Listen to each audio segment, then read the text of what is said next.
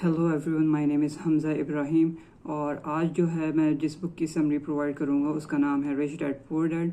और इस बुक को मैंने इसलिए चूज़ किया क्योंकि ये मैंने बुक पढ़ी हुई है और मैं रिसर्च कर रहा था कि फ़ाइनेंशियल डिपेंडेंसी जो है वो किस तरह ख़त्म हो। तो ये बुक जो है बहुत रिकमेंडेशन में थी, तो इस बुक को मैंने पढ़ी और इससे मुझे काफ़ी समझने का और फ़ायदा हुआ मुझे। अच्छा, तो ये बुक स्टार्ट होती है दो स्कूल फ्रेंड्स से। एक होता है रॉबर्ट और उसका जो है एक फ्रेंड होता है।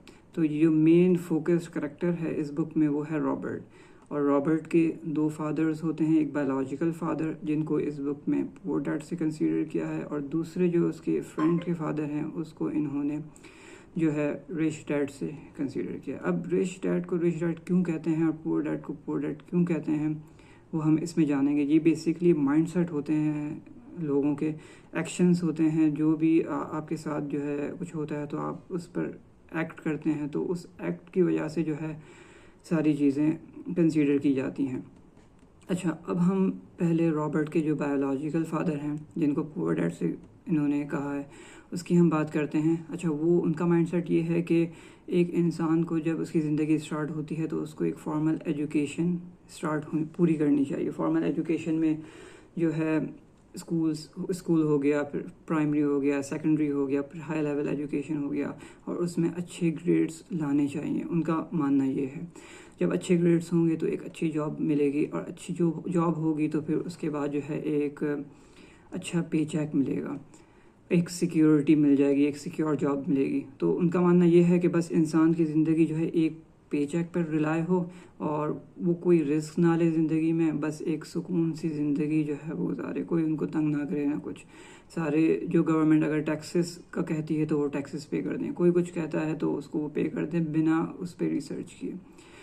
जब फाइनेंशियल लिटरेसी नहीं होगी तो फिर हम बस जो दूसरा कहेगा हम वो पे कर देंगे, हम उस पर कोई रिसर्च नहीं करेंगे, कुछ नहीं करेंगे। तो ये बेसिकली माइंड सेट है वर्क फॉर मनी, क्योंकि आप किसी और के लिए काम कर रहे हैं और आप पैसे के लिए काम कर रहे हैं। पैसा आपको बनाना है तो आप उसके लिए सारी ज़िंदगी 8 to 5 जॉब करते हैं और फिर आपके पास एक पे चेक आता है जिस पे आप पूरी ज़िंदगी रिलाई करते हैं, पूरा महीना और फिर पूरी ज़िंदगी।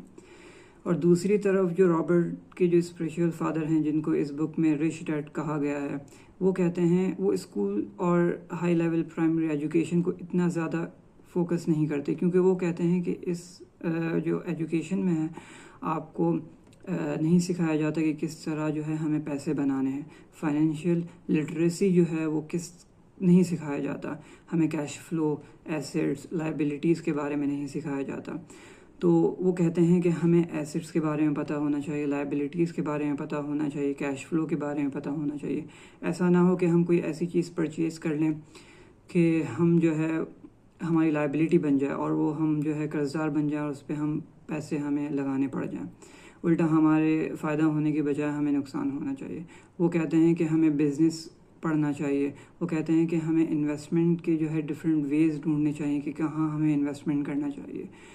बिना जो पुअर डैड का माइंडसेट होता है वो कहते हैं कि बस जो डिज़ायर होती है उस पर हम खर्च कर दें, कोई हमारा एंड गोल नहीं है, कुछ नहीं, हमें ये चाहिए तो हमने ये चीज़ परचेज़ कर ली, उसके पीछे कोई कुछ जो है गोल नहीं है। और जहाँ तक रिच डैड की बात है वो कहते हैं कि हमें कोई भी चीज़ डिज़ायर जो है हमारी उसको हमें कंट्रोल करना है। उसको कंट्रोल करके अगर हम चलेंगे तो हमें जो है लॉन्ग टर्म के लिए फ़ायदा मिलेगा। डिज़ायर को आपने फुलफ़िल कर लिया, वो तो शॉर्ट टर्म के लिए आपको फ़ायदा दे देगी, लेकिन लॉन्ग टर्म के लिए आपको डिज़ायर को मारना पड़ता है। और जो आपके गोल्स होते हैं, जो इन्वेस्टमेंट्स हैं, जो बिज़नेस से रिलेटेड है, उस पर आपको इन्वेस्ट करना होता है तो ताकि आपको लॉन्ग टर्म के लिए फ़ायदा हो। ये बेसिकली माइंडसेट है let the money work for you. आप सोए हुए हैं, आप कहीं हैं, लेकिन आपका पैसा जो है वो काम कर रहा है। तो ये बेसिकली दो माइंडसेट है। और एक मुझे जो बहुत अच्छी चीज़ यहाँ से इस बुक से सीखने को मिली वो ये है कि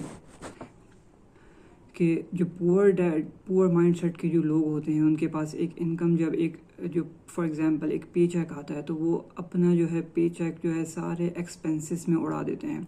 और दूसरी चीज़ ये है कि जब उनकी इनकम बढ़ती है, जैसे ही इनकम बढ़ती है तो अपने एक्सपेंसेस को भी वो बढ़ा देते हैं, और जैसे ही वो एक्सपेंसेस को वो बढ़ाते हैं तो एट दी एंड जो है उनको कोई फ़ायदा नहीं होता कि उनका पैसा बहुत ज़्यादा बच जाए कुछ, क्योंकि उनके इनकम बढ़ने से उनके ایکسپینسز بڑھ گئے، ڈیزائر ہیں ان کی ان کو فلفل کرنا ہے، اور اس میں انہوں نے وہ پیسہ لگا دیا، اور ایٹ دی اینڈ وہ روتے رہتے ہیں کہ ہمارے پاس پیسہ نہیں۔ اور جو رچ مائنڈ سیٹ کے لوگ ہوتے ہیں وہ کیا کرتے ہیں، ان کی جیسی انکم بڑھتی ہے اس کو وہ انویسٹ کرتے ہیں، وہ ویز ڈھونڈتے ہیں کہ اس کو ہمیں کیسے ڈبل کرنا ہے، نہ کہ ہم ڈیزائرڈ میں اس کو اڑا دیں۔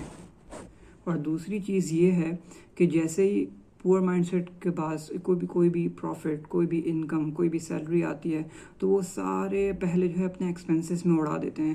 جہاں تک رچ مائنڈ سیٹ کی بات ہے وہ کیا کرتے ہیں، اس بک میں جو ہے ہمیں یہ کہا گیا ہے کہ جیسے ہی آپ کے پاس انکم آئے، جیسے ہی آپ کے پاس کوئی پروفٹ آئے تو آپ اس پیسے کو جو ہے پہلے انویسٹمنٹس میں لگائیں، پھر اس کے بعد جو آپ کے پاس جو ایکسپینسز ہیں، فار ایگزامپل آپ کے ایکسپینسز ہیں، گروسری ہو گیا، بل ہو گیا، پھر اس کے بعد انویسٹمنٹ کے بعد جو پیسہ بچے اس کو آپ پھر اس میں لگائیں۔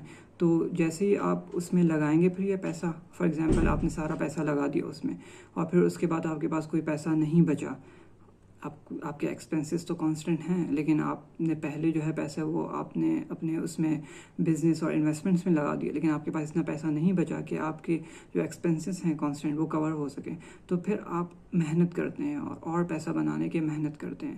اور اگر پور مائنڈ سیٹ کے لوگ ہوں گے وہ کیا کریں گے، جو ایکسپینسز ہیں اس میں سارا پیسہ لگا دیں گے، اور پیسہ اگر بچے گا تو وہ سوچیں گے کہیں اور لگائیں، تو اس سے لانگ ٹرم کے لیے کوئی فائدہ نہیں ہوتا۔